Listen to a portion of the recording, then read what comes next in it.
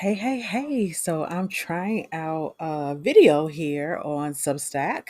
I don't think this is live. I think this is just allowing me to put a video on my timeline.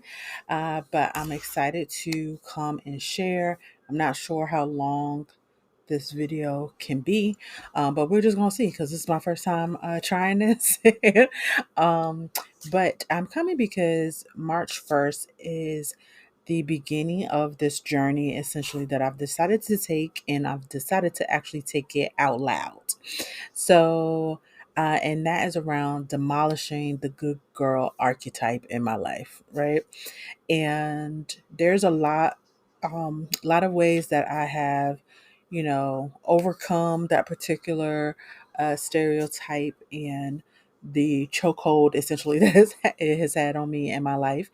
And but there's still some other ways in which it's still very much prevalent. And so over the next 31 days, I really want to take the time to dive into what it looks like, how it shows up, especially as a Black woman who's in her 40s. So, with it, I will also be looking at the way in which hip hop culture played a part in, shaping that programming within me, along with Christian purity culture of the late 90s and early 2000s, and how that also played a part in it. Um, Along with taking a deep dive into some of my favorite Black women from history. So you'll see me having some conversation as it relates to Eartha Kitt, Nina Simone, Maya Angelou, Dorothy Dandridge, and Tina Turner. So those are five ladies that you will see come up over this month as I kind of go on this journey.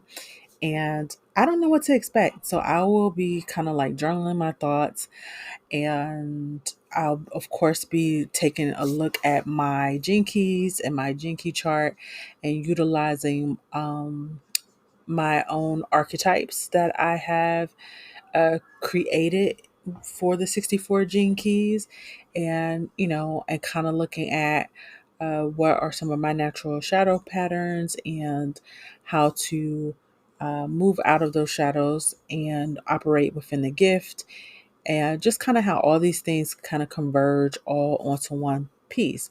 Now, you may be wondering, why am I doing this as someone who is a coach in the brand and marketing space, right? It's like, you might be looking at this and being like, what does this really have to do with business, or branding or marketing or any of those things? Well, I am of the firm belief that for you to have a successful business, that it is strategy plus soul. And one of the ways to be able to really have great messaging, to be super magnetic, to be able to attract your sacredly aligned clients, in order to create the impact and the income that you desire with your business, is that you have to be your full self, and that you have to remember who that version of you actually is that was created before the beginning of time, by, I say God, you may say the creator, the divine source, universe, whatever your beliefs are. But what they created you to be before all of this programming came into place. And looking at how, honestly, as a Black woman, the trope of the good girl that was meant to protect us and was meant to help us excel when it comes to school and work, in a lot of ways has actually caged us and not allow us to operate in the fullness of who we've been created to be. And I don't, for me, I do not look at it as I am becoming something. I look at it as I am remembering who I've always been, right? So that's just part of my own personal philosophy. Um, so you won't see me necessarily have a conversation about like the woman I'm becoming. It's really about the remembering the woman that I was created to be, right? And stepping into that. So I'm excited for this journey. I'm actually kind of nervous too, if I'm quite honest, for this journey because I've never really done anything like this or lived any aspect of my personal development and my self awareness journey out loud. But I feel called to do this. I'm in this process of doing some identity work for this next level that I know that I'm stepping into. And this is the type of work that I help my clients with, helping them to also remember who they are. So not only can they step into creating businesses that they love, but they step into really creating uh this new identity for themselves that they love, that makes them want to show up bigger than life and makes them feel excited about, their next journeys and different things like that. So this is my walk the walk, talk the talk aspect of that. And so I'm excited to share that here on my Substack. So if you are not subscribed, I welcome you to subscribe. For free. This is gonna be public content. So the content for this month will not be behind the paywall. It will be out in, public view. What I may do is do some Q&A sessions and things like that behind the paywall, because I like having really great conversations with people, right? Like I am a conversationalist. I like to, hear other people's point of views and other people's thoughts. So as I am, kind of sharing this journey with you, please participate, right? Please comment, please share any of your thoughts that come up as I'm kind of discovering mine. I would love to hear about your experience with this whole, concept of the good girl, uh, especially if you're a woman who is in her 40s. I'm in my mid 40s, so um, you know I'm like I said, I'm really excited for what is going to be for this next 30 days, but I'm also a little bit nervous on what's going to all come up. But I'm in it to rock with it because this is what I have felt led by God to do. And so that's what I'm going to do over here. And along the way, trust me, it will always tie back to uh, building your business and branding and marketing, because that's who I am. The Gene Keys aspect of it being brought into it, that's always going to be a thing because that's also who I am.